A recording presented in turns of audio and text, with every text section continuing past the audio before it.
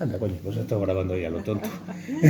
Bueno, muy buenos días a todos, chicos. Bienvenidos a nuestro salón de actos y ya a esta conferencia de la voz del mes que está tocando a su fin en este curso, más que nada porque el curso va avanzando y este ya es la correspondiente al mes de abril. Se nos ha ido la cabeza, vamos a decirlo ya así, porque ahora mismo vamos a hablar de poetas de Angola.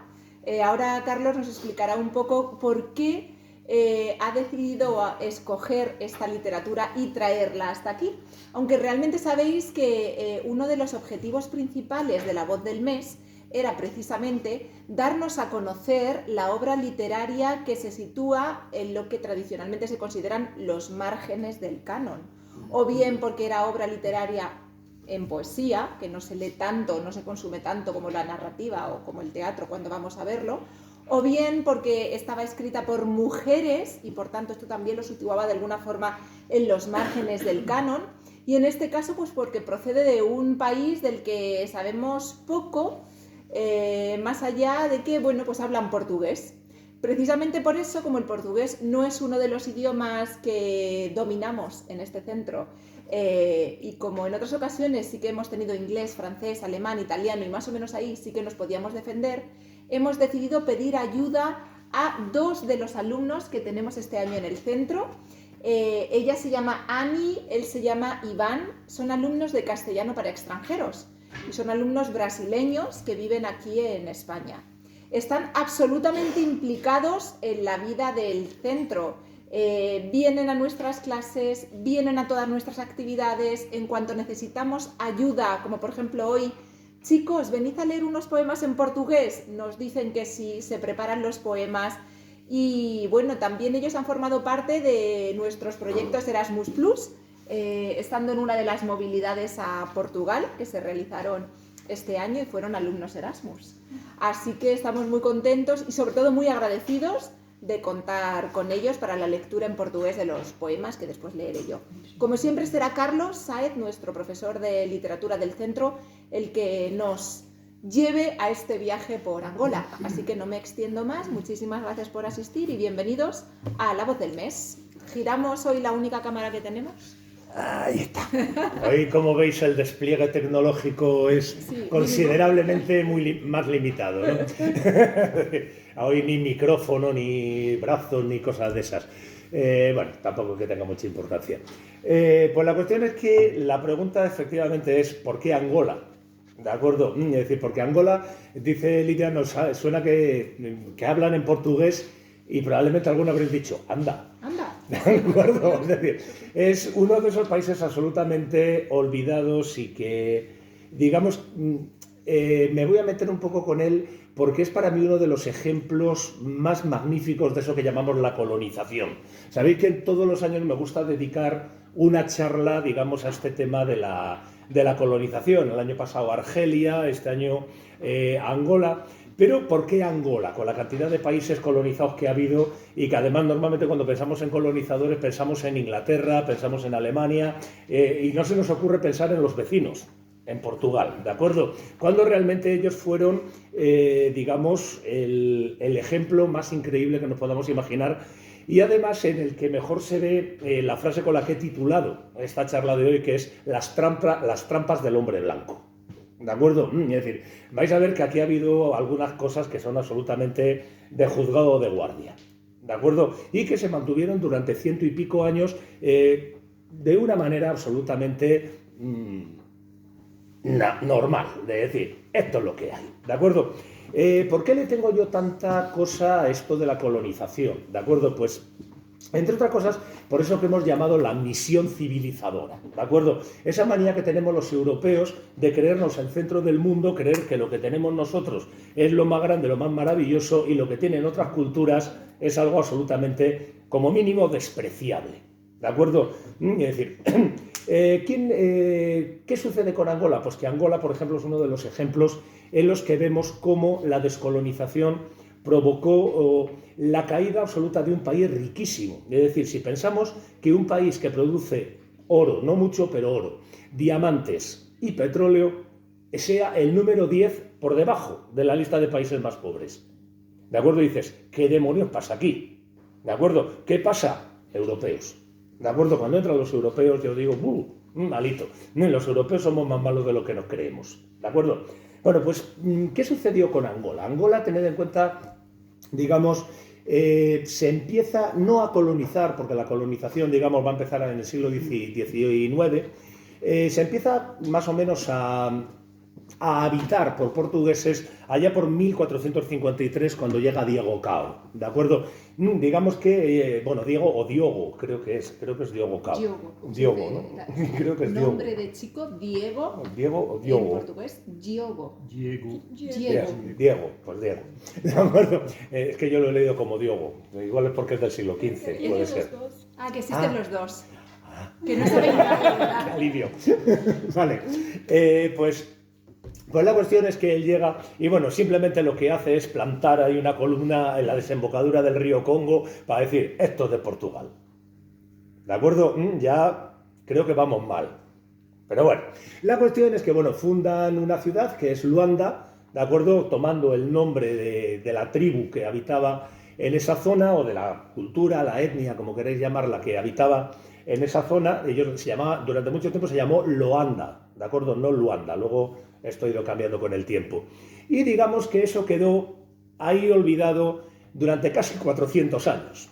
¿De acuerdo? Durante casi 400 años, en los que simplemente Luanda y Benguela, que está un poco más al sur, también en la costa, empezaron a funcionar como centros de tráfico de esclavos. ¿De acuerdo? Tened en cuenta que la esclavitud es una de esas grandes maravillas que hemos desarrollado los europeos, y cuando digo los europeos digo todos, ¿de acuerdo? Cuando pensamos en traficantes de esclavos solamente pensamos en blancos de Alabama.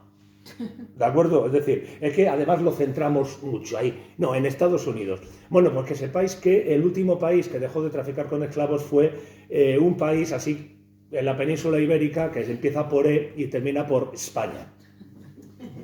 ¿De acuerdo? Es decir, en el cual se dieron muchísimos títulos nobiliarios a traficantes de esclavos. Piensa, por ejemplo, en uno que termina por Comillas, cosas de este tipo. ¿De acuerdo? No me voy a meter por ahí porque la cosa es gorda. Tened en cuenta que hasta 1898 las plantaciones españolas en Cuba estaban trabajadas por población esclava.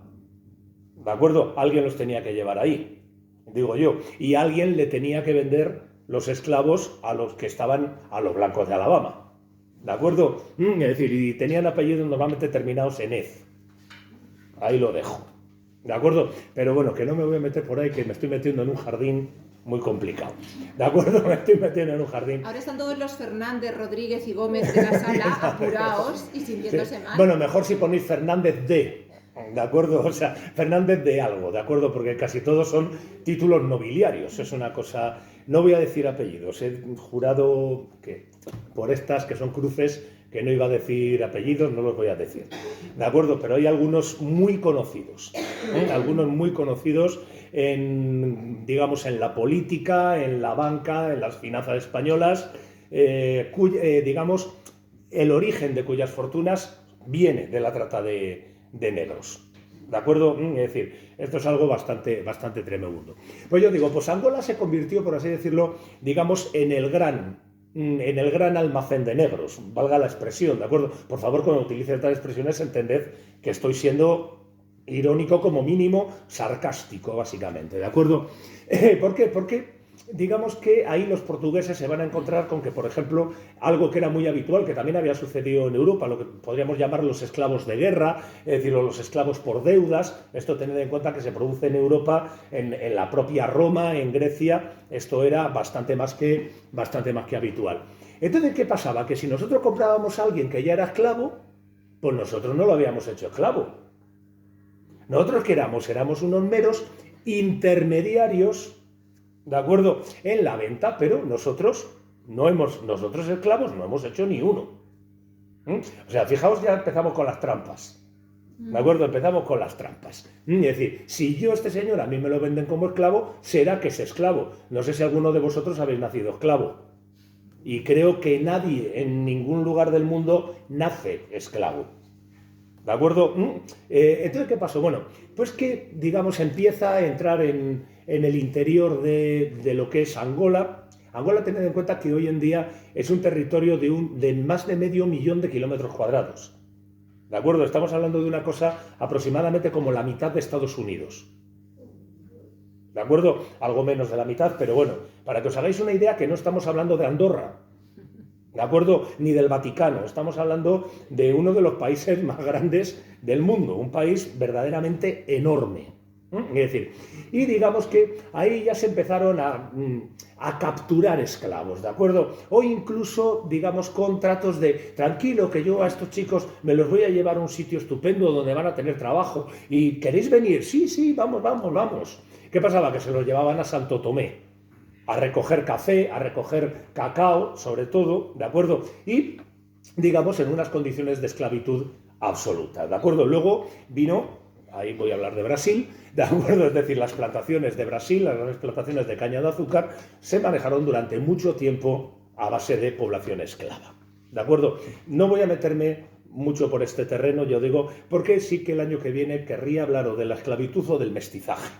Es decir, que creo que son dos temas. Al mestizaje voy a ir ahora, que también tiene lo suyo. Eso que nosotros le queremos vender al mundo como qué maravilla, los españoles que hicimos mestizaje. ¿De acuerdo? Ahora voy a ir con los mestizos. ¿Cómo nacía un mestizo? Básicamente. Bueno, pues la cuestión es que, ¿qué sucede? Que a finales del siglo XVIII, hacia 1780 aproximadamente, Inglaterra prohíbe la tenencia de esclavos digamos, en suelo británico. Bueno, cuando digo Inglaterra, me refiero ya a Gran Bretaña, ¿de acuerdo? En suelo británico, y a partir de ahí empieza a hacer una especie de campaña internacional, apoyado por países como Dinamarca, por ejemplo, para acabar con la trata de esclavos en el Mediterráneo, que era algo absolutamente brutal, y entonces se dedican a patrullar el Mediterráneo para interceptar estos barcos de esclavos. ¿Y dónde se van a poner fundamentalmente? Pues enfrente de Angola. Para burlarlo, para que os hagáis una idea, leí hace poco un caso en el puerto de Luanda, en el que en 1 hora y media cargaron un barco de 450 esclavos para poder burlarlo. ¿De acuerdo? En 1 hora y media, 450 personas. Ta, ta, ta, ta, ta, ta, ta, ta. ¿De acuerdo? Para que os hagáis una idea cómo era esto. Y entonces, digamos que Portugal le empieza a ver las orejas al lobo. De cualquier manera, acabarán prohibiendo la tenencia de esclavos en Portugal, en la metrópoli, en otros sitios no dicen absolutamente nada. ¿De acuerdo? ¿Por qué? Porque en Angola, que ya habían empezado a hacer determinados asentamientos agrícolas de colonos, ¿qué era lo que sucedía? Que necesitaban mano de obra. Es decir, era muy difícil convencer a un tío, decirle te vamos a dar 100 hectáreas y las tienes que cultivar tú. Decía en leches. ¿De acuerdo? Entonces, ¿qué pasaba? Había que darle esta mano de obra. ¿Cómo se daba? Pues mediante población esclava, pero dentro de Angola, sin salir de ahí. Es decir, en total que Portugal acaba prohibiendo la trata de esclavos nominalmente en 1836. ¿De acuerdo? Pero realmente hasta los años 70 en las colonias se siguió manteniendo la esclavitud. Es decir, fijaos hasta dónde estamos llegando, 1870, hace 150 años. ¿De acuerdo? Esto no es tanto como queremos. Es decir, después siguieron manteniendo esclavos después de que en Estados Unidos se hubiera abolido la esclavitud. Recordad que siempre vemos a Lincoln como una especie de semidios que acabó con la esclavitud. No, acabó con la esclavitud en Estados Unidos, pero no en otros sitios. ¿De acuerdo? Cuidadito con esto. Y ya os digo, ¿qué sucedía? Pues que en 1870 ya se había producido lo que llamamos la explosión colonial. La explosión colonial, digamos que es cuando Gran Bretaña, Francia, Alemania empiezan a tomar posesiones, sobre todo en África. Antes lo hablábamos, es decir, que ¿qué país de África no estuvo conquistado por los europeos? Yo creo que ninguno. ¿De acuerdo? Es decir, y eso se repartió todo en la conferencia de Berlín de una manera bastante curiosa, es decir, esto para ti hasta aquí. ¿Y por qué hasta ahí? Pues porque lo digo yo. ¿De acuerdo? Por ejemplo, una de las cosas que quería hacer Portugal era unir el Océano Índico y el Océano Atlántico, ¿de acuerdo? Es decir, Mozambique, que estaba en la costa índica, con Angola, atravesado todo el continente, para crear concretamente un nuevo Brasil. Es decir, un nuevo Brasil, digamos, en el que pudieran hacer plantaciones, etcétera, etcétera, etcétera, e incluso competir con Estados Unidos. O sea, esto es una cosa que ellos tenían ahí en la cabeza, bastante curiosa, pero aparece un señor que se llama Cecil Rhodes, ¿de acuerdo? Cecil Rhodes, que es un empresario minero, digamos que él trabaja minas de diamantes, minas de oro, etcétera. Los que estáis aquí recordaréis haber estudiado un país que se llamaba, bueno, vosotras, tú no, un país llamado Rhodesia. ¿De acuerdo? Es decir, los que tenemos una edad, pues todavía recordamos Rhodesia. ¿De acuerdo? Es decir, yo digo, pues Rhodesia viene por Rhodes, ¿de acuerdo? Es decir, se cogió todo lo que es hoy en día Zambia, perdón, Zambeze es el río. Ya digo, es que tengo ahora mismo un jaleo de lo que llevo estudiando de este tema, de Angola, porque yo digo, de Angola sabía más o menos lo que vosotros, poco más. O sea, no creéis vosotros que yo era un experto en Angola, ni mucho menos. Ya digo, y digamos que ahí cortan un poco ese Asia expansionista. ¿Cómo había trabajado Portugal, la colonia de Angola y prácticamente las otras colonias? ¿De acuerdo? Porque en Goa, en la India pasa lo mismo, en Mozambique pasa lo mismo, pero sobre todo en Angola, digamos que van a ser colonias penales. ¿De acuerdo? Es decir, como fue en su momento Australia, etcétera, es decir, se llevaba, digamos, a presos. Pero mientras en Inglaterra normalmente a la gente que se llevaba a este tipo de colonias eran delincuentes, entre comillas, menores, es decir, gente acusada de robo, delitos más o menos menores, ¿qué fue lo que hizo Portugal? Quitarse toda la morralla. Asesinos, violadores, es decir, todo para allá. Todo para allá. Es decir, que digamos la minoría, porque tened en cuenta que la población blanca en Angola nunca superó el 3% de la población, ¿de acuerdo? La minoría blanca dominante estaba compuesta por esta gente tan baja. ¿De acuerdo? Asesinos, violadores y compañía. ¿Qué pasaba? Que si tú en Portugal querías animar a la gente para que hicieran un asentamiento agrícola en Angola, decían, una mierda, voy para allá. ¿Por qué? Porque además, ¿qué sucedía en Angola? Que en Angola es que estaban lejos de las autoridades portuguesas, con lo cual los desmanes eran muchísimo menores. Y encima, efectivamente, campaban a sus anchas. Y encima, claro, desde el momento en que se partía de que el negro era un ser genéticamente inferior, que estaba más cerca del animal, pues os podéis imaginar la cantidad de abusos que se producían sobre la población negra angoleña. De estos polvos van a ir viniendo lodos después. ¿De acuerdo? De estos polvos van a ir viniendo bastantes lodos. Portugal, encima, digamos que tuvo una política muy de olvidarse de Angola, ¿no? Es decir, Angola, ¿cuándo se acordaban de Angola? Cuando tenían crisis económicas. Cuando, por ejemplo, sube el precio del vino, que era la mayor exportación que tenían en Europa, dicen, Angola. Angola. ¿De acuerdo? Solamente se acordaban, digamos, de Santa Bárbara cuando tronaba. Es decir, entonces, digamos que ellos van a empezar con una política tremendamente errática, es decir, respecto a las colonias, pero con eso que ellos han llamado el lusotropicalismo. ¿A que suena bien? ¿De acuerdo? El lusotropicalismo viene a ser, digamos, una especie de teoría que tienen los portugueses de que sus colonias eran algo así como el país de la gominola. ¿De acuerdo? Donde no había racismo, donde había un mestizaje maravilloso, donde, digamos, la población negra era feliz, donde los blancos podían prosperar.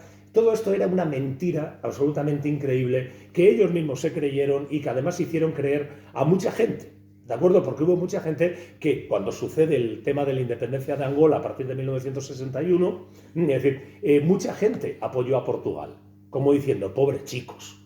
¿De acuerdo? Estos chicos que, fijaos, no tienen leyes que segreguen a los negros.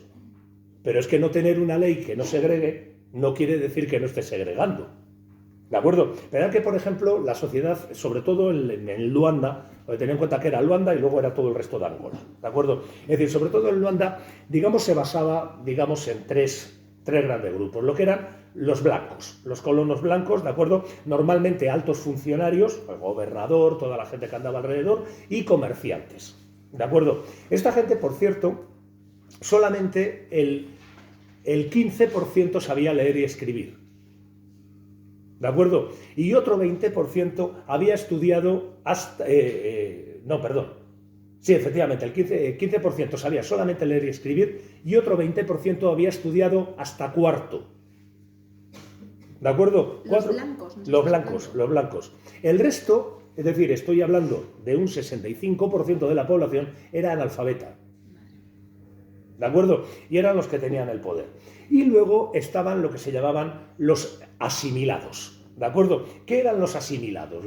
Con doble S. ¿De acuerdo? Los asimilados eran, digamos, población nativa, es decir, negros y mestizos, que podían demostrar que, que estaban civilizados. ¿Cómo se demostraba que estabas civilizado? Escribiendo y hablando en portugués, básicamente. Te hacían un examen, os lo juro.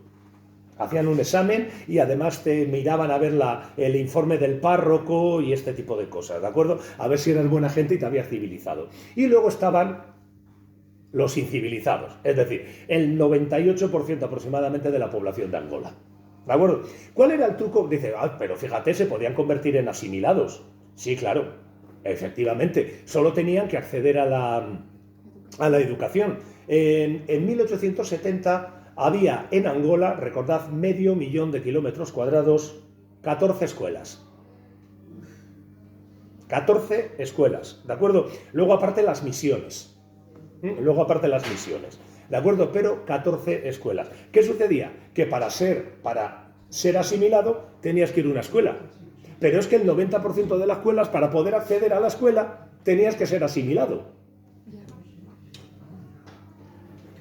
Fijaos en el pequeño detalle circular que nos estamos encontrando, ¿de acuerdo? Por ejemplo, para que os hagáis una idea, entre 1951 y 1961 recibieron la condición de asimilado 1.460 personas en 10 años.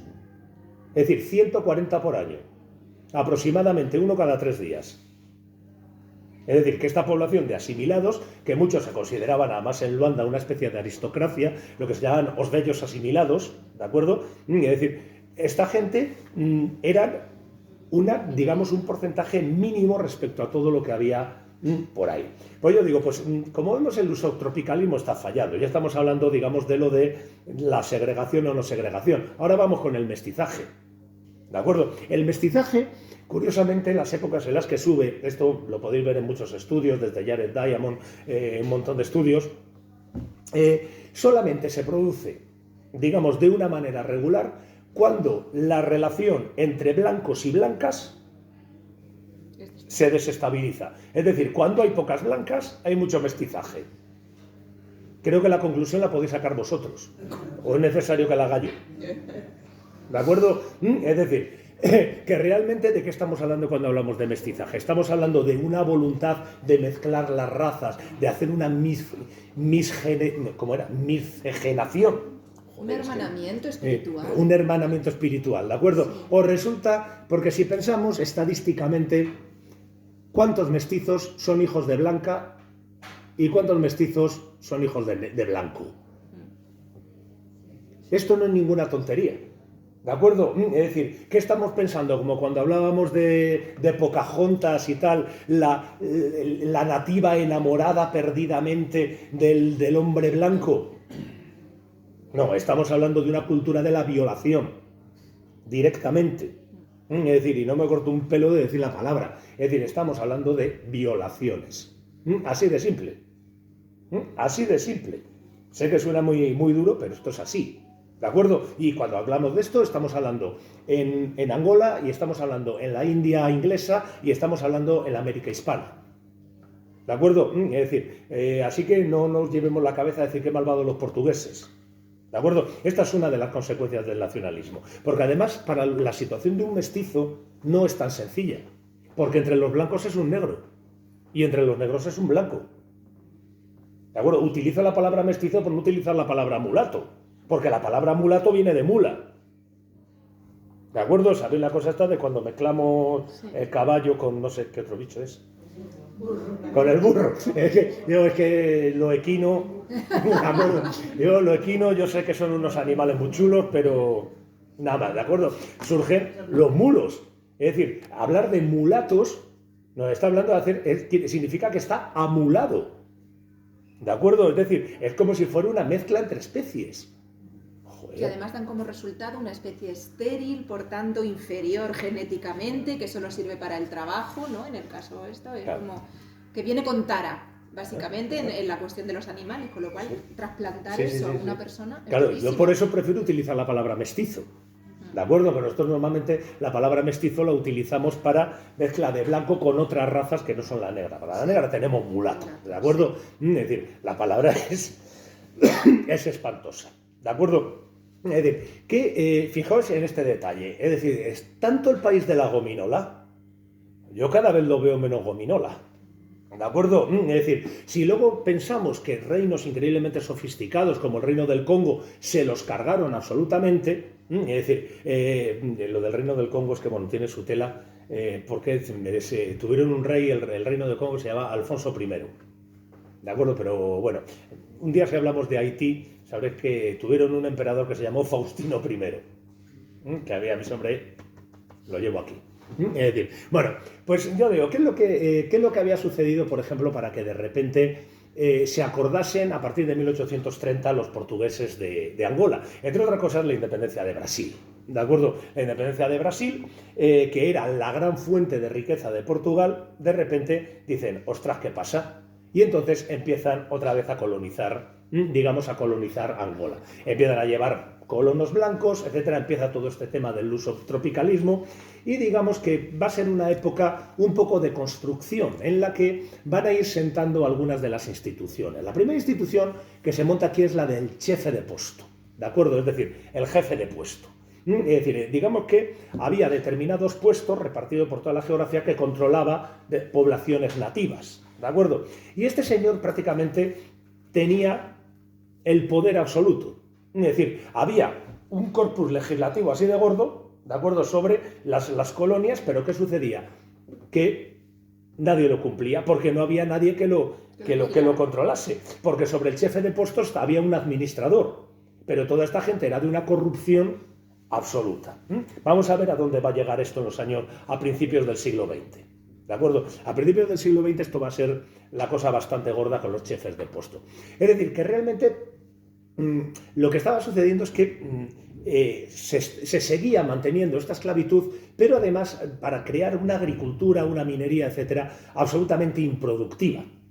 ¿De acuerdo? ¿Por qué? Porque los colonos que llegaban, a lo mejor era gente que habían tenido una finca del tamaño de este salón, digamos en la zona pegando con Galicia, porque sobre todo eran del norte, ¿de acuerdo? ¿Y qué pasaba? De repente se encontraba con 100 hectáreas y el tío no sabía cómo hacerlo. ¿De acuerdo? O era incapaz de controlar a esos trabajadores esclavos. ¿Cómo funcionaba? A base de látigo. A base de látigo. ¿De acuerdo? El látigo además con piel de hipopótamo. Que no se andaban con tontunas esta gente. ¿De acuerdo? Es decir, hay relatos, por ejemplo, absolutamente estremecedores. De darle 100 latigazos y quedar muerto ahí. ¿De acuerdo? Es decir, una cosa tremenda. Pero bueno, llega el siglo XX, ¿de acuerdo? Llega el siglo XX. Y a partir del siglo XX se empiezan a dar cuenta de que, claro, ya la esclavitud no pueden seguir con ella. Así que hay que encontrar alguna manera de darle a esta gente mano de obra. ¿Cómo encuentran esta mano de obra? Pues mediante la cosa más bonita del mundo, los contratados. ¿De acuerdo? Los contratados, aquí hay dos poemas que son contratados, carta de un contratado, ¿de acuerdo? ¿Qué era esto de un contratado? Nosotros si pensamos en un contrato, lo vemos casi como una seguridad laboral, ¿no? Es decir, ¿qué era un contratado? Un contratado era que, por lo que fuera, a este señor yo llegaba y le decía que te voy a dar un puesto de trabajo maravillosísimo. Es decir, maravillosísimo el puesto de trabajo que te voy a dar. Te tienes que venir conmigo. ¿De acuerdo? Eso sí, pero bueno, es aquí al lado. Tú no te preocupes porque es aquí al lado. Y vamos, te vamos a pagar, que lo vas a flipar. ¿Quieres venir? Sí, mira, aquí tienes el contrato. El contrato, se lo estaban dando un contrato escrito en portugués a una persona que no sabía leer ni escribir y que en muchas ocasiones no sabía ni siquiera portugués. ¿Qué pasa? Tú firma. ¿Cómo firmaban casi todos? Digitalmente. ¿De acuerdo? Con la firma digital. ¿Qué pasaba? Que estos contratos se podían hacer para que la gente fuera a empresas privadas, a obras públicas, a lo que fuera, y teóricamente eran por 2 años. Pero se podían en cualquier momento prorrogar, sin consultarle al hombre. Solamente se le decía, pon el dedo, y él te pone al dedo. ¿De acuerdo? Es decir, que era una forma de trabajo esclavo, porque ahora voy a ir a las condiciones de los contratados, absolutamente camuflada. Otra trampa del hombre blanco. Y ya van, ¿eh? Ya van unas cuantas. Hemos hablado del mestizaje, estamos hablando del tema de la consideración del esclavo y ahora vamos con esta. ¿De acuerdo? ¿Cómo eran las condiciones de trabajo de estos señores? Para empezar, se les sacaba fuera de su tierra. Y se les llevaba lo más lejos posible. ¿Para qué? En muchos casos, por ejemplo, en las minas de diamantes de Sudáfrica.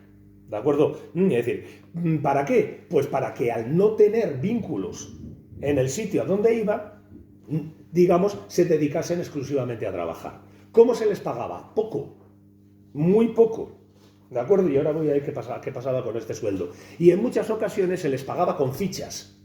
¿Para qué? Para que las intercambiasen por productos en la propia tienda de la plantación, de la mina, de lo que fuera. Es un control de todos los... Un control absoluto, absoluto. Es decir, sin mujeres, ¿de acuerdo? Es decir, solamente hombres. Yo digo... ¿Qué pasaba al final? Pues que a lo mejor si tenían suerte les quedaba dinero para poder hacer el viaje de vuelta. Tela, ¿de acuerdo? Pues esto por un lado. Pero es que por otro, es que digamos, la población nativa estaba sujeta a un montón de impuestos. En cuanto salía de su aldea, impuesto. En cuanto tal, impuesto. Luego tenía que tener el libro de trabajo. El libro de trabajo era como una especie de carné en la que se apuntaban lo que tú habías trabajado en el año. Si no tenías 6 meses, contratado al trabajo forzado. ¿De acuerdo? ¿Qué pasaba? Que si veían que tenían los 6 meses, pero decían, uy, estos días yo creo que no los trabajaste. Me acuerdo bueno, yo de que no... me acuerdo yo. Es decir, trabajo forzado. ¿De acuerdo? Esto se va a dar hasta los años 70. No, se va a producir hasta los años 70, este tema de los contratados. ¿De acuerdo? Evidentemente, ¿qué sucede? Que todo esto va generando una situación tremendamente compleja. Una situación tremendamente compleja que ¿cuándo va a estallar? Va a estallar a partir de 1926 con la dictadura de Antonio de Oliveira Salazar. ¿De acuerdo? Salazar, sabéis que fue la dictadura europea más longeva, 48 años, que se dice muy pronto, ¿de acuerdo? De 1926 a 1974, que se produjo hace 50 años y 5 días, digamos, la revolución de los claveles. ¿De acuerdo? Sabéis que este jueves pasado fue el 25 de abril, se celebraron 50 años de la revolución de los claveles. Pero bueno, ¿qué es lo que sucede? Este señor Salazar era un personaje muy curioso, no me voy a meter con él, pero hay que reconocer que era de chiste. ¿De acuerdo? Era un poco de chiste, porque él tenía un título pero en contabilidad, pero todo el mundo decía que era economista. ¿De acuerdo? Y este tío se dedicó, digamos, a reformar completamente la política económica en Portugal y lo dejó en la más absoluta de las miserias. ¿De acuerdo? Y dijo, hay que explotar Angola. ¿De acuerdo? Y volvemos a las políticas de los asentamientos, etcétera, etcétera, etcétera, etcétera. Y yo digo, y llega un momento en que en Angola ya no puede más. Aquí surge, en los años 50, empieza a surgir, digamos, gente que surgía de ese grupo de los asimilados, gente que además, digamos, había estudiado con las misiones, sobre todo con las misiones presbiterianas y evangélicas, ¿de acuerdo? Tened en cuenta que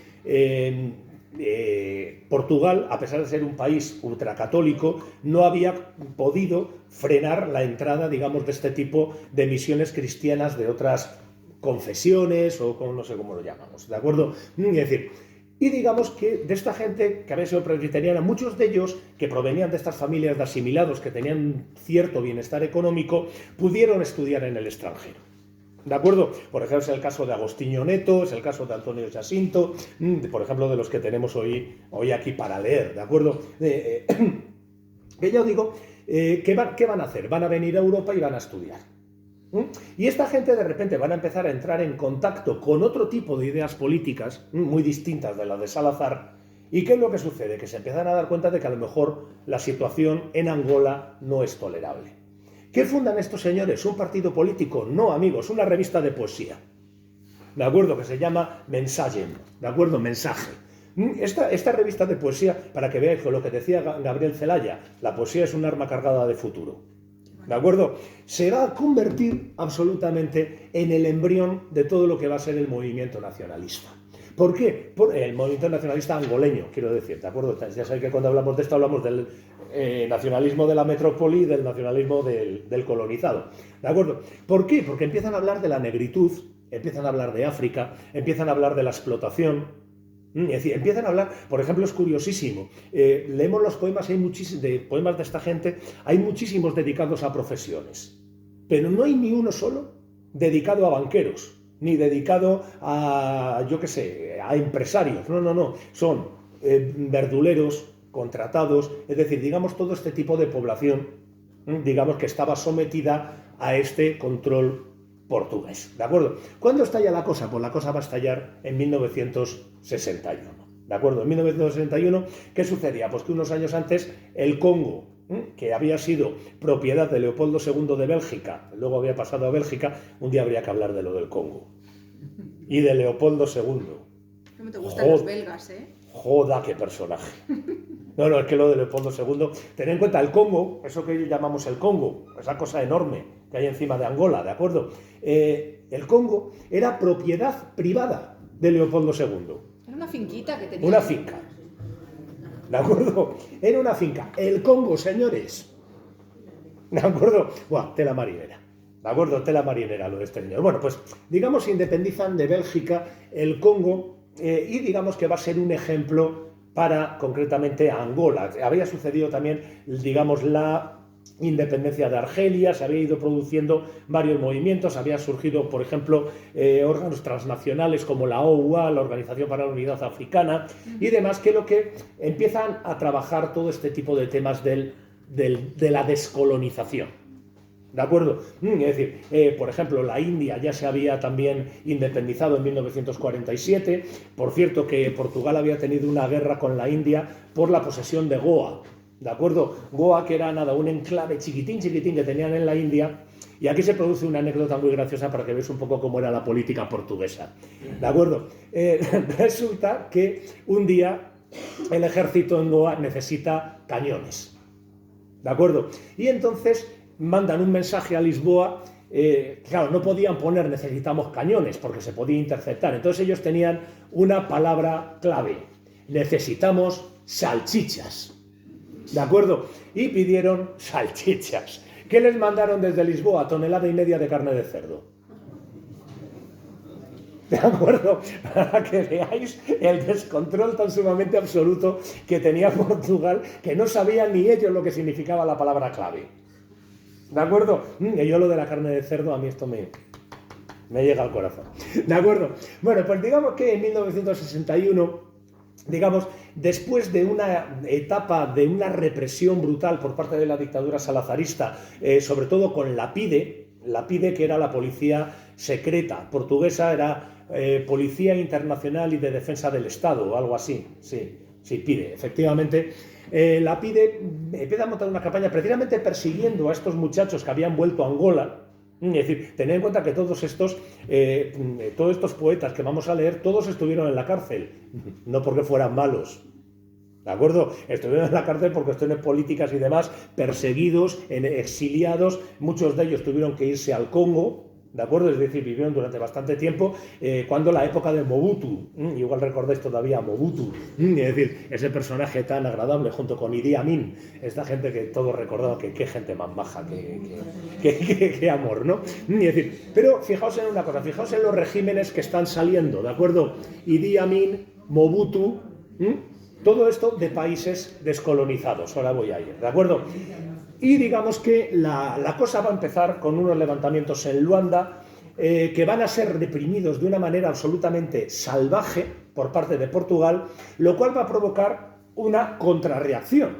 ¿De acuerdo? Es decir, se produce un movimiento angoleño que va a ser reprimido por Portugal y va a provocar una contrarreacción angoleña por parte de los tres movimientos que estaban surgiendo digamos, nacionalistas. Por un lado, el FLNA, Frente de Liberación Nacional de Angola.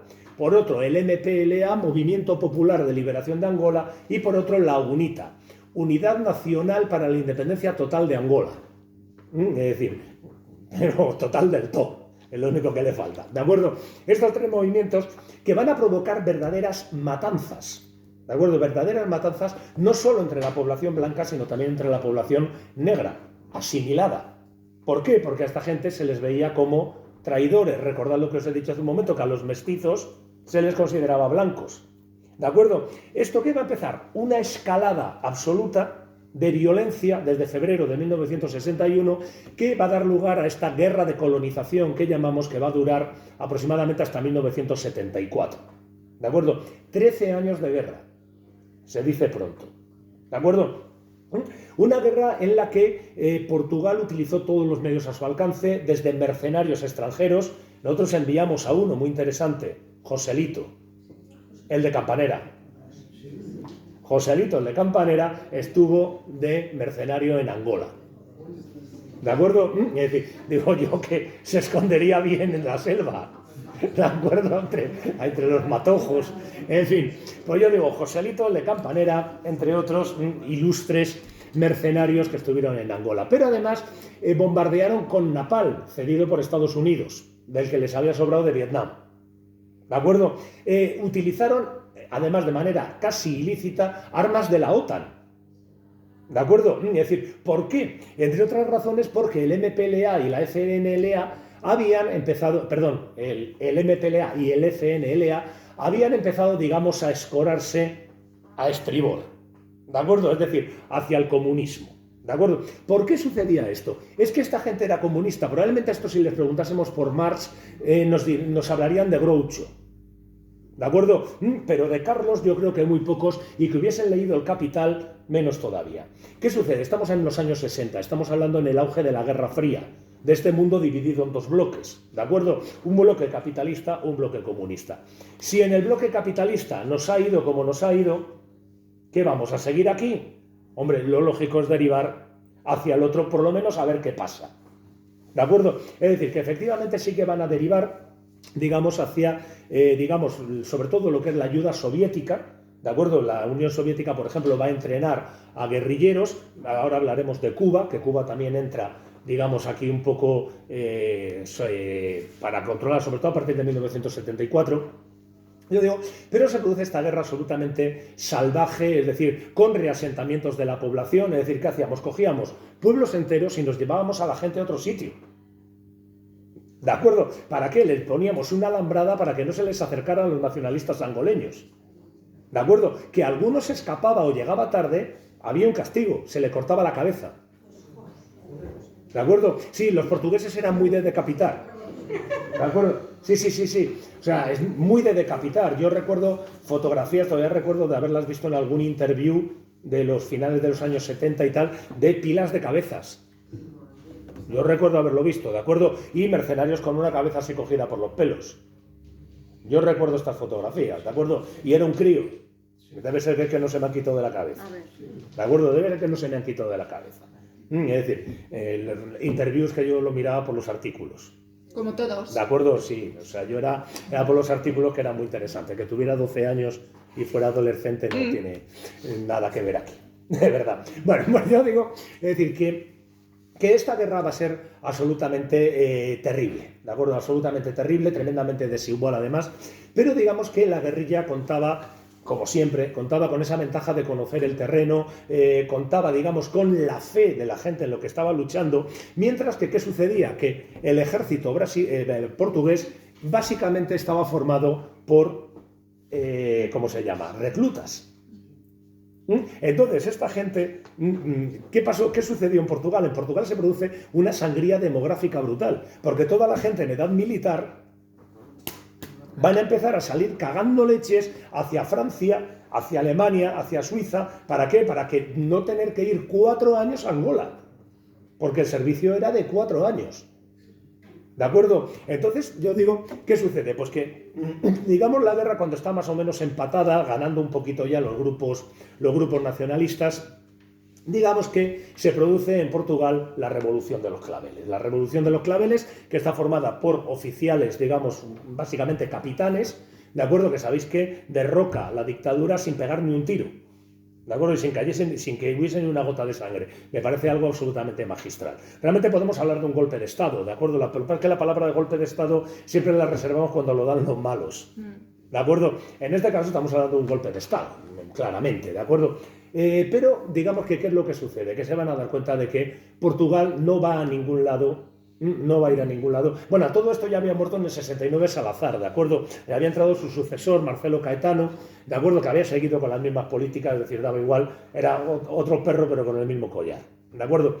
Y entonces, ¿qué sucede? Que dice, bueno, mira, se termina la guerra colonial, porque estaban dando cuenta de que económicamente era un desastre absoluto para Portugal, que no iban a ningún lado, que además estaba provocando unas antipatías internacionales brutales, y dice, pues venga, se les da la independencia. Y la independencia se les da en noviembre del 75, el 11 de noviembre, concretamente del 75. ¿De acuerdo?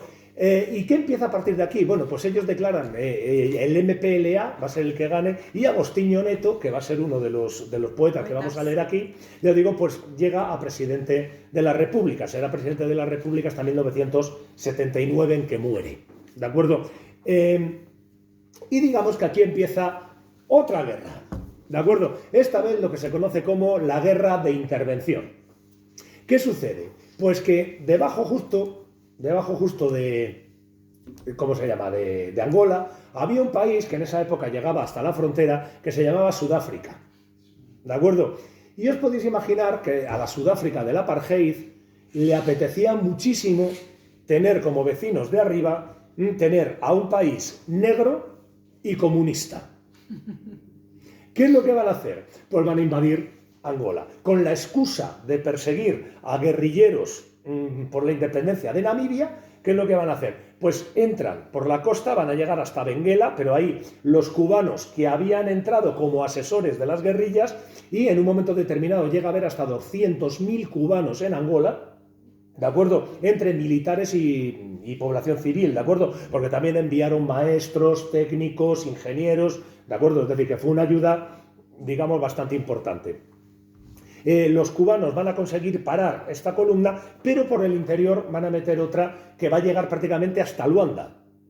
¿De acuerdo? Se monta una guerra contra los sudafricanos. Aquí ya es el cachondeo, porque por un lado los soviéticos apoyan al MPLA y a la FNLA, pero hay otra que es la UNITA de Jonas Savimbi, que quiere coger el poder. Jonas Savimbi aquí es el malo de la película.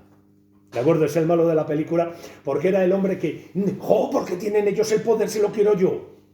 ¿De acuerdo? Es decir, ¿y qué pasa? Este señor primero se va a inclinar hacia la Unión Soviética, luego va a ir a Estados Unidos, es decir, va a estar recopilando ayuda un poco por todos los lados, ¿de acuerdo?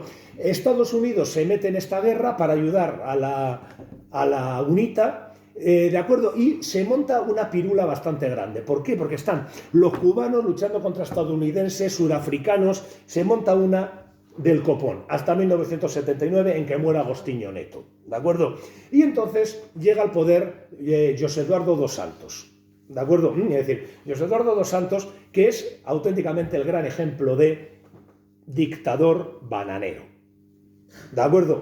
Pero así, es decir, un señor, él cambia el nombre, lo llama MPLA-PT, es decir, Movimiento Popular de Liberación de Angola, Partido de los Trabajadores, es decir, sí que adopta, digamos, un comunismo más o menos soviético, pero se le va la pinza completamente.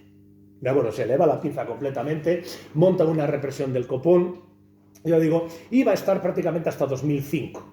¿De acuerdo? No, entre otras cosas, bueno, consigue ya asesinar a Savimbi, yo digo, pero bueno, que Angola de cualquier manera nunca llegó a levantarse económicamente, entre otras cosas por estos 40 años de guerra, ¿de acuerdo? 44 años de guerra continuos, eso es una sangría para cualquier país, ¿de acuerdo? Pero encima, ¿qué sucedió? Pues que, lógicamente, toda la población portuguesa salió pitando, lógicamente. ¿De acuerdo? No era un sitio precisamente seguro. Pero es que si se hubiesen quedado igual hubiese sido peor. Porque claro, ¿qué hacen ellos con aproximadamente 500.000 de analfabetos? ¿De acuerdo? Es decir, era un problema muy gordo el que se planteaba aquí. ¿Qué sucede? Cuando llegan se encuentran con que no hay una administración más o menos viable, no existen unas relaciones comerciales viables, prácticamente las infraestructuras, por ejemplo el ferrocarril de Benguela, era propiedad de empresas extranjeras. ¿De acuerdo? Las minas eran propiedad de empresas extranjeras. El petróleo era propiedad de empresas extranjeras. Por ejemplo, aquí se produce además una paradoja muy curiosa, es decir, que un gobierno soviético, de línea soviética esté pagando a cubanos de línea soviética con las ganancias del petróleo. ¿De acuerdo? Tiene ahí su su tela, ¿de acuerdo? Sí, porque el petróleo lo controlaban desde Estados Unidos, ¿de acuerdo? La Gulf, concretamente.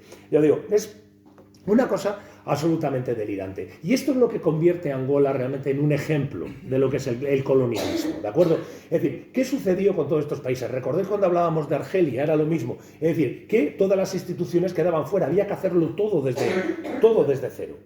¿De acuerdo? Había que crearlo todo desde cero. Es decir, con gente que tenía muy poca experiencia política o ninguna. ¿De acuerdo? Entonces, ¿qué sucede? Que todo esto, ¿a qué va a llevar? Va a llevar, entre otras cosas, ya sabéis lo de no sirvas a quien sirvió. Va a llevar a una corrupción sistemática en todos estos países. Es decir, yo he salido de la nada, ahora tengo algo y puedo apañar, coño, pues apaño. ¿De acuerdo? Esto es humano. ¿De acuerdo? Esto es humano. Entonces, ¿qué sucede? Que estos países han acabado prácticamente todos en la miseria por la simple razón de que nosotros les hemos dejado en la miseria. ¿De acuerdo? No es que sean razas o etnias especialmente incapaces para la economía o para trabajar el suelo o que sean unos vagos, como por ejemplo afirmaba Salazar. ¿De acuerdo? No es nada de esto, sino sencillamente que nosotros nos hemos cargado esos países absolutamente. Los hemos esquilmado, no les hemos dejado, porque pensad en una cosa, 14 escuelas en medio millón de kilómetros cuadrados. ¿De acuerdo? Es decir, ¿qué formación podía tener la población nativa? Cero. ¿De acuerdo? Encima con todo este sistema de los contratados. ¿De acuerdo? Fijaos que realmente hablamos de una situación verdaderamente curiosa, ¿de acuerdo? Esto podríamos trasplantarlo a Nigeria, a Zambia, a Mozambique, podríamos trasplantarlo a cualquier otro país, no solo africano, ¿de acuerdo? Es decir, ¿qué sucede? ¿Cómo se acaban formando este tipo de elementos? A mí lo de Angola, ya os digo, me parece especialmente terrible, pero, a ver, vamos a verle el lado bueno, da lugar a una poesía absolutamente fantástica. Da lugar a una poesía fantástica. Pensad que eso de malos tiempos para la lírica no existe. ¿De acuerdo? Cuanto peor son los tiempos, mejor es la lírica. ¿De acuerdo? Esto es así. Es decir, los tiempos de crisis, ¿a qué ayudan? A que la gente busque formas de expresar. ¿De acuerdo? Y una forma de ellas va a ser concretamente la lírica. Yo os he traído tres poetas, uno de ellos Agostinho Neto, yo digo, el primer presidente de la República Popular de Angola. ¿De acuerdo? Es decir, un poeta verdaderamente interesante, que es, digamos, de los primeros que empiezan a trabajar esto. Luego Antonio Jacinto, que fue ministro de Cultura.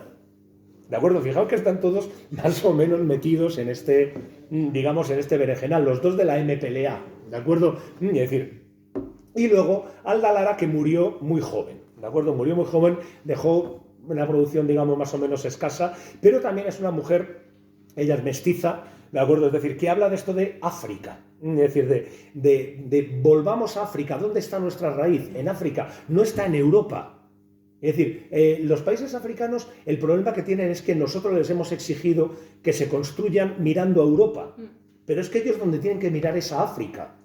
¿De acuerdo? Es decir, porque por ejemplo, hace poco me decía, hablando con uno sobre el tema este de Portugal y tal, decía, oye, ¿qué era mejor? ¿Que se hubieran quedado como estaban?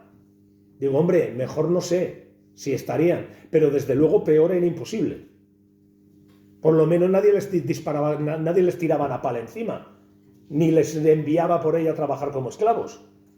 ¿De acuerdo? Es decir, realmente podemos considerar que nuestra manera de ver el mundo como europeos es trasplantable, que lo que nosotros hacemos aquí en Europa se puede llevar al resto del mundo. Yo creo que no. ¿De acuerdo? Sobre todo si leéis un libro que es muy interesante, Armas, Gérmenes y Acero, de Jared Diamond. Es decir, explica muy bien por qué, digamos, la franja norte de lo que es Eurasia se ha desarrollado de una manera distinta al resto del mundo. ¿Por qué? Porque la latitud es la misma. Entonces, en condiciones de climas similares, es mucho más fácil que las ideas viajen. Sin embargo, de norte a sur es mucho más complicado. Pensad, por ejemplo, llevar algo de Marruecos a Sudáfrica.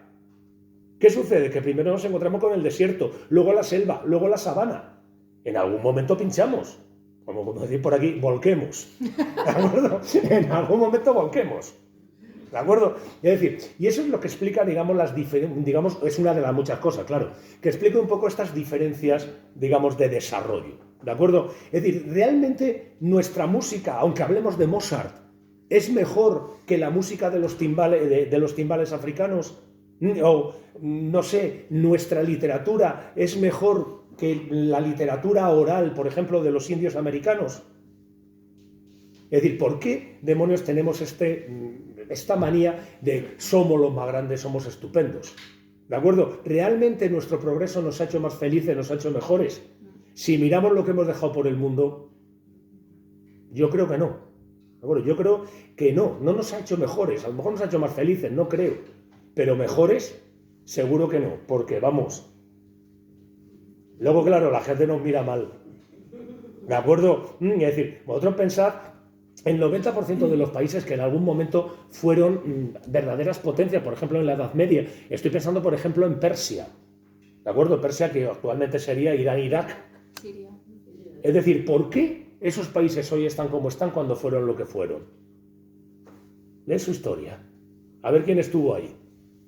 ¿Por qué la India, que tiene una cultura esplendorosa a principios de nuestra era, de repente está como está?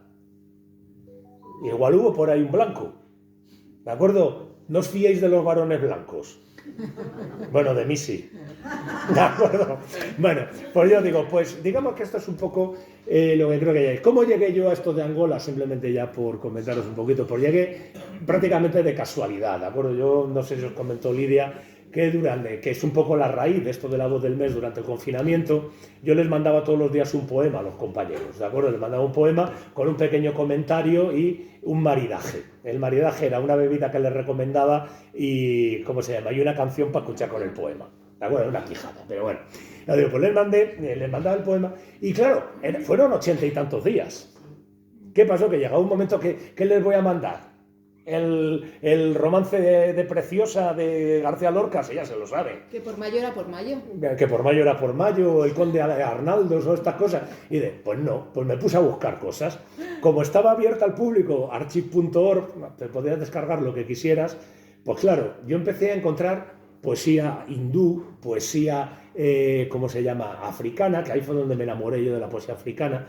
Os digo, una serie de cosas, y lo conocí en una de estas, concretamente de lo que tenéis ahí, que es la carta de un contratado, que a mí me parece un poema delicioso.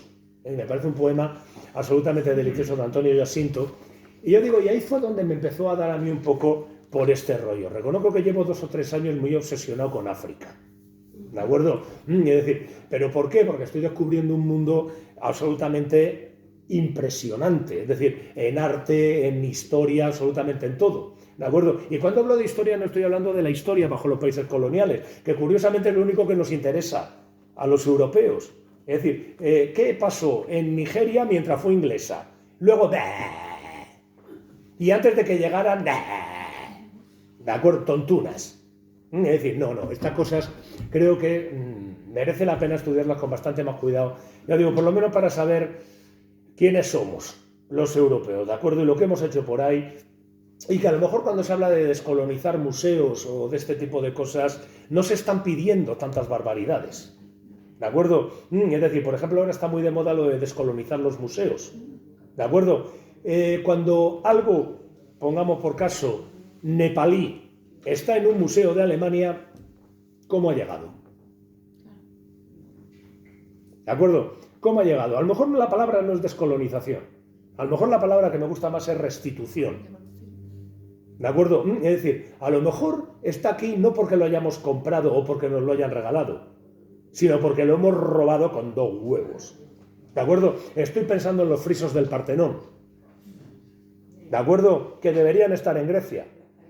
Y no están en Grecia.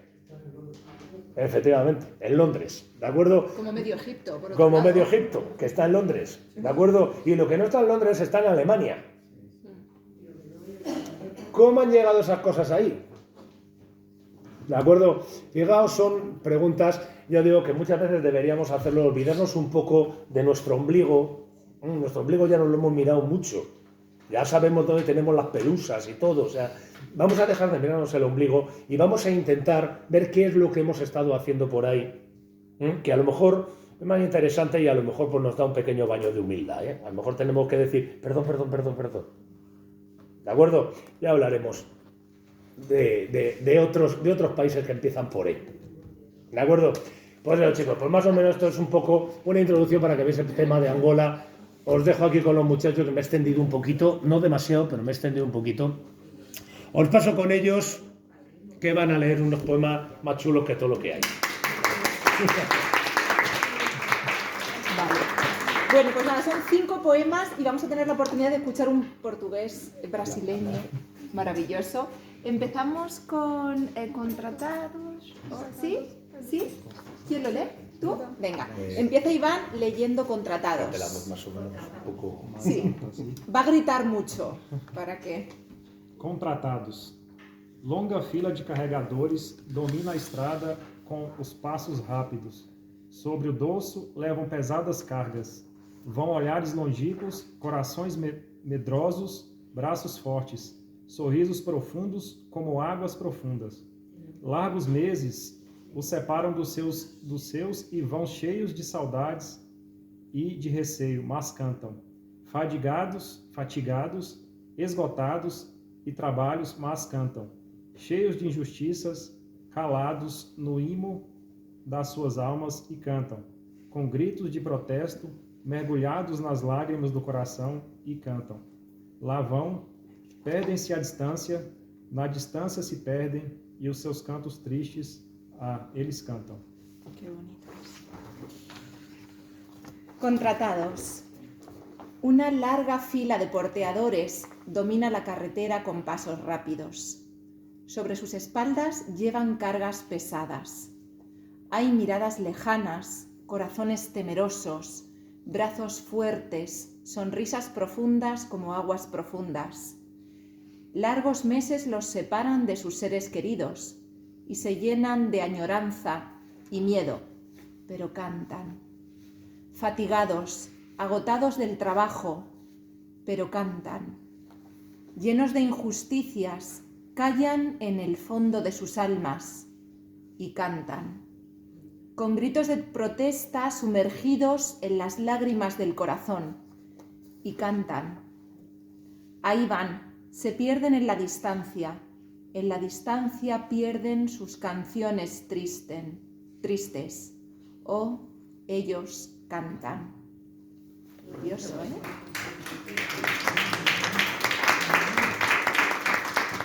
Vale, vamos ahora a carta, ¿vale?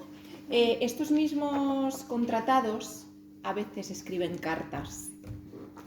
Vamos a ver, carta de un contratado. No os perdáis el final del poema, ¿eh? Carta de um contratado. Eu queria escrever-te uma carta. Amor. Uma carta que dissesse deste anseio de te ver, deste receio de te perder, desde mais bem-querer que sinto, deste mal indefinido que me persegue, desta saudade que vivo todo entregue. Eu queria escrever-te uma carta, amor. Uma carta de confidências íntimas. Uma carta de lembranças de ti, dos teus lábios vermelhos como tácula, dos teus cabelos negros como de loa, dos teus olhos doces como maboque, do teu andar de onça, dos teus carinhos que maiores não encontrei por aí. Eu queria escrever-te uma carta, amor, que recordaste o nosso tempo de capopa, nossas noites perdidas no capim, que recordasse a sombra que nos caía nos jambos, o luar que se coava das palmeiras sem fim, que recordaste a loucura da nossa paixão e a amargura da nossa separação. Eu queria escrever-te uma carta, amor, que a não lesse sem suspirar, que escondesse de papai bombom, que sonegasse a mamãe quiesa, que a relesse sem a frieza do esquecimento. Uma carta que em todo quilombo outra a ela não tivesse merecimento.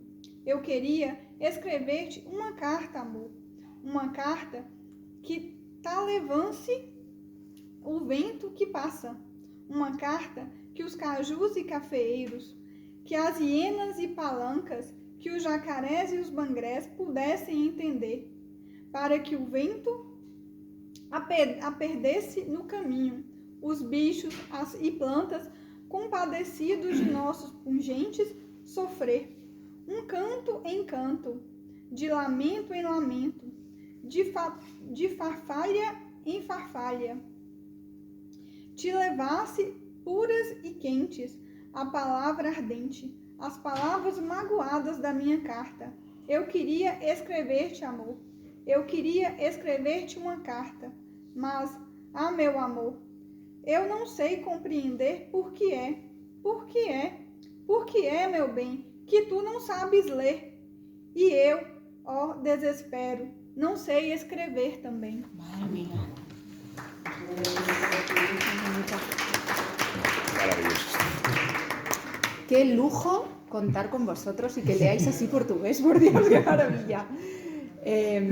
Carta de un contratado. Quería escribirte una carta de amor, una carta que dijera de este anhelo de verte, de este miedo de perderte, de este deseo mayor que siento, de este mal indefinido que me persigue, de este anhelo al que vivo completamente rendido. Quería escribirte una carta de amor, una carta de confidencias íntimas, una carta de recuerdos de ti, de tus labios rojos como la tácula, de tu cabello negro como Diloa, de tus ojos dulces como Maboque, de tu andar de jaguar y de tus cariños que no encontré mayor fuera allá.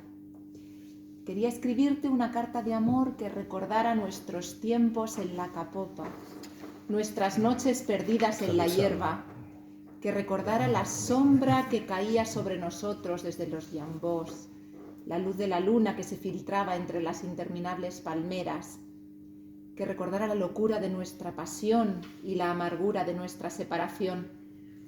Quería escribirte una carta de amor que no leerías sin suspirar, que se la esconderías a papá Bombo, que se la ocultarías a mamá Quieta, que la releerías sin la frialdad del olvido.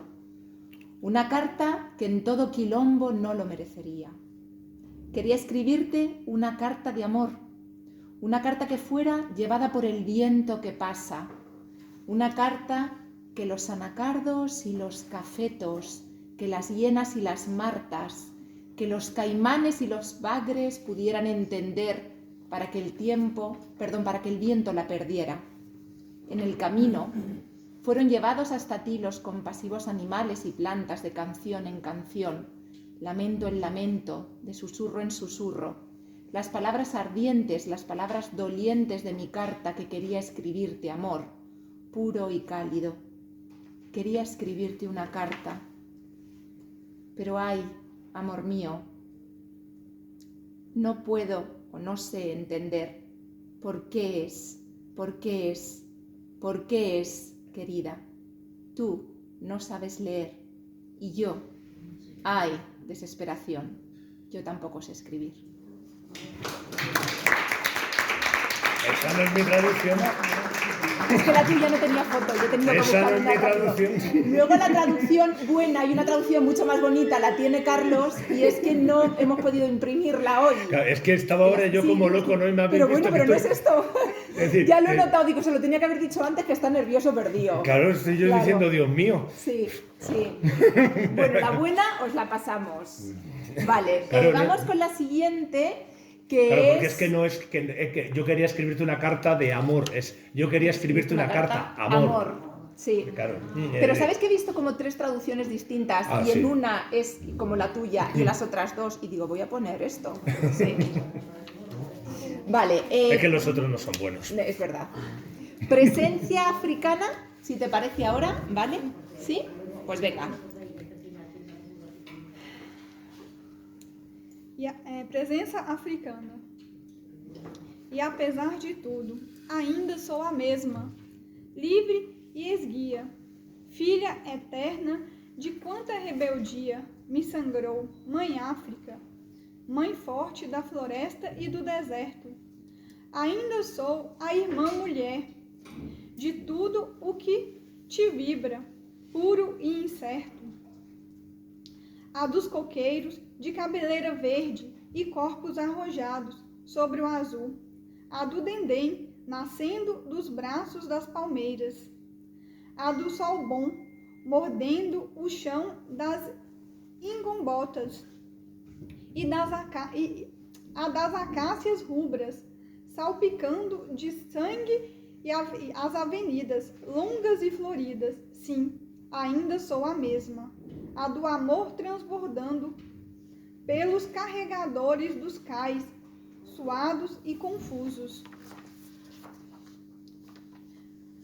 pelos bairros imundos e dormentes, Rua 11, pelos negros meninos de barrigas inchadas e olhos fundos, sem dores nem alegrias, de troncos nu e musculosos.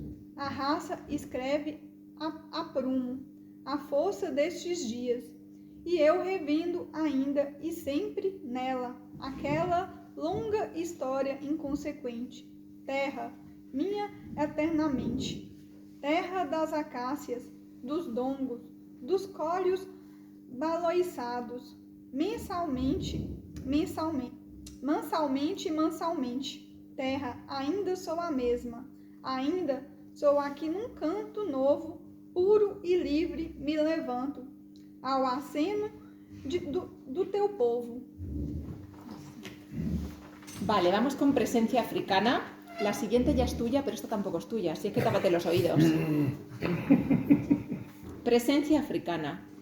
Y a pesar de todo, todavía soy la misma, libre y esbelta, hija eterna de cuanta rebeldía me has sagrado.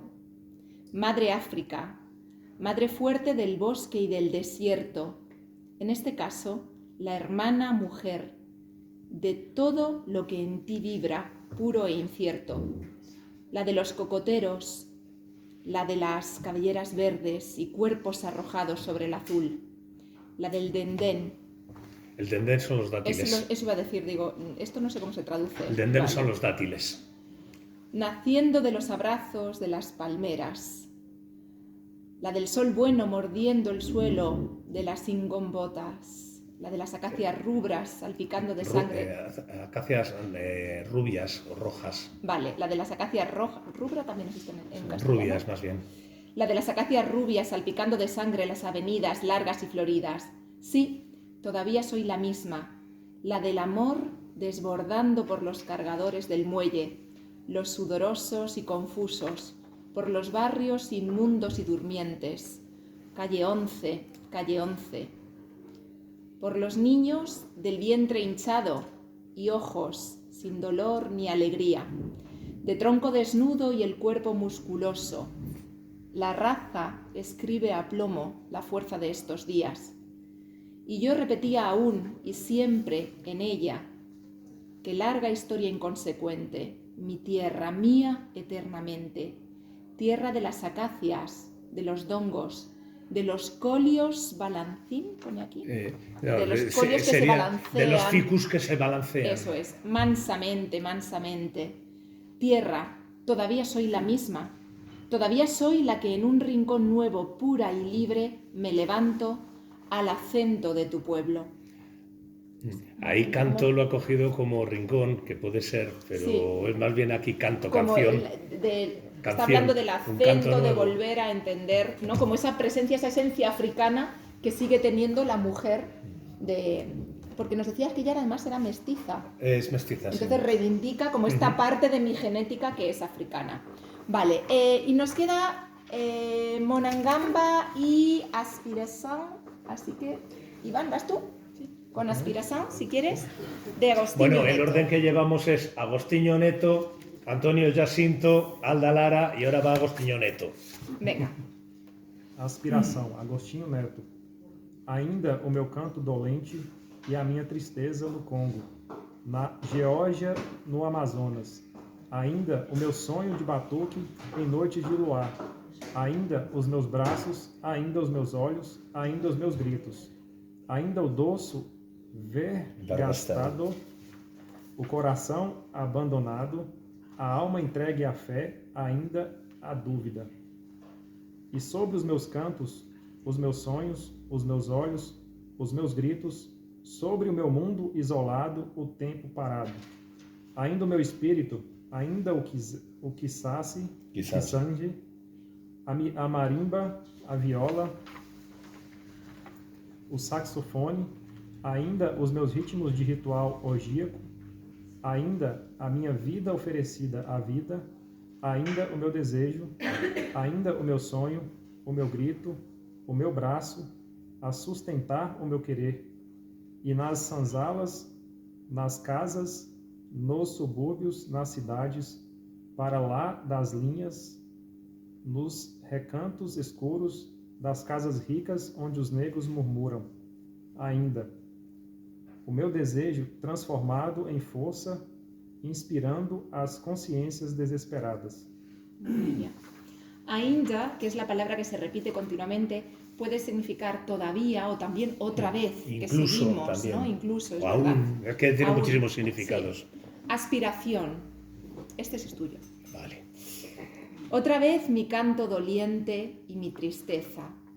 En el Congo, en Georgia, en el Amazonas, en Georgia, ¿no? Sí, en Georgia.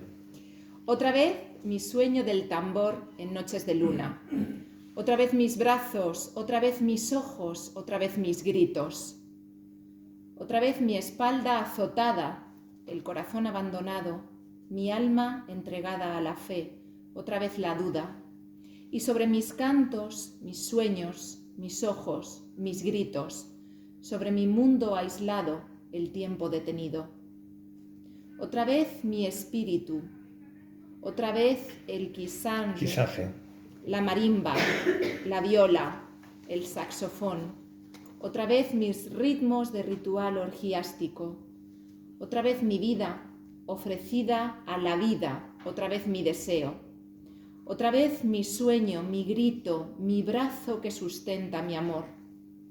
Y en las sanzalas, en las casas, en los suburbios de las ciudades, más allá de las fronteras, en los rincones oscuros de las casas ricas, donde los negros murmuran, otra vez.